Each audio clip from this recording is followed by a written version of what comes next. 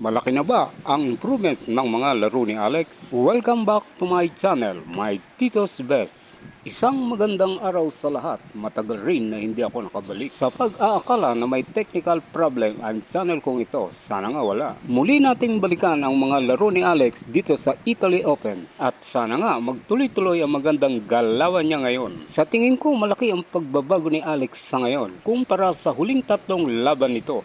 Napaka-agresibo niya ngayon at nag-umento ang mga muscle niya kung inyong mapapansin. Nakabawi muli si Alex nang muli silang magharap ni Wang ng China. Dito nagulat pa si Wang nang makita niya kakaibang Alex ang katunggali. Mabilis kung gumalaw at napaka-epektibong drop shot ang pinakulang. Sa unang round ng laban, lamagad si Wang 3-0. Pansin mo nakampante siya dahil tinalo niya na ito. Sa round na iyon na 3-0 lamang si Wang. Binago ni Alex ang galaw nito na naging epektibo. Nagawa pa ni Wang na itabla sa 4-4 na may halong kabana at marami sa mga nakuha ang score ni Alex ang outside ball ni Wang. Marahil nag-iisip na si Wang na makadikit si Alex na ngayon siya naman ang naghahabol. Kabado nga lang hindi niya maipanalo ang round 1 at gayon nga ang nangyari. Natapos sa score na 6-4 panalo si Alex. Sa kondisyon sa ngayon ni Alex, mahirap na nga matalo pa ni Wang ito.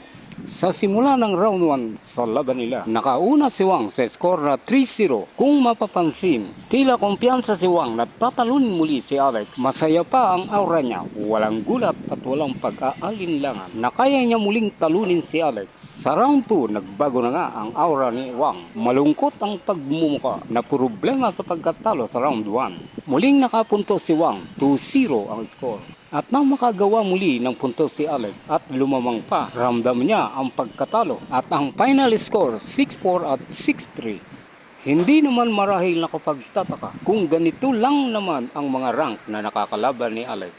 Bagamat mahirap hulaan, subalit ilan na sila ang tinalo ni Alex. Maging sa laban niya kay Magdalena Prek, magaling rin ang Polander na ito nang bumawi sa round 2. Kakaiba ito sa laro ni Wang. Marahil apektado lang siya sa init ng araw ng mga oras na iyon. Talagang malaking faktor ang weather condition lalo't hindi mo ito gamay. At ang round 3 ay naipanalo ni Alex. Tila madali na naisagawa. Una, malaki na ang kumpiyansa sa sarili. Subalit ang mga nakalaban niyang ito ay nasa mababang rank na halos magkakapareho lamang sila. Kung gayon, dominante na ni Alex mula rank 50 hanggang rank 30. Ilang ulit na rin siyang nagpapanalo sa mga rank na ito. At sa aking analisa, isang napakagandang pagkakataon kay Alex ang naging training ground niya ito. At sa laban niya nga sa WTA No. 2 at Grand Slam champion na si Elena Rybakina, masusubok muli ang kakayahan ni Alex. Isang pader o muog na hinasa sa ganitong rank si Rybakina at hindi nawawala sa hanay ng Grand Slam champion.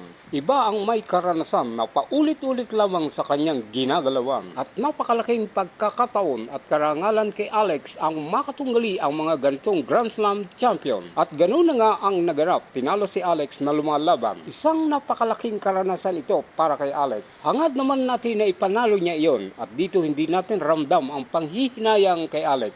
Kung natalo man, ang maganda, nakita natin ang improvement ng laban at galaw ni Alex. At marahil ito na rin ang kanyang pag-aaralan para sa ganitong paghaharap sa mga susunod pa na mga laban. Kung babalikan natin ang mga pagkatalo ni Alex kina Karolina Muchova at Linda Noskova, tila napakalayo sa galaw na naipamalas niya ngayon dito kay Rybakina. Dumana si Alex na napakatinding upset kay Muchova at Noskova. Ano nga ba ang kaibahan sa galaw ni Rybakina kina Muchova at Noskova at totally devastated si Alex sa dalawa? Sa aking pag-analisa, hindi na pagtuunan o natutukan ng kampo ni Alex ang mga laban ng dalawa. Bagay na ikinagulat ni Alex ang lakas ng mga ito, na ang dalawa wala pa sa rank number 10. At ang laban niya kay Rybakina, isang patunay na kaya na muling lumaban ni Alex sa mga rank number 10. Maraming salamat at sa mga susunod ko pang video patungkol sa tennis.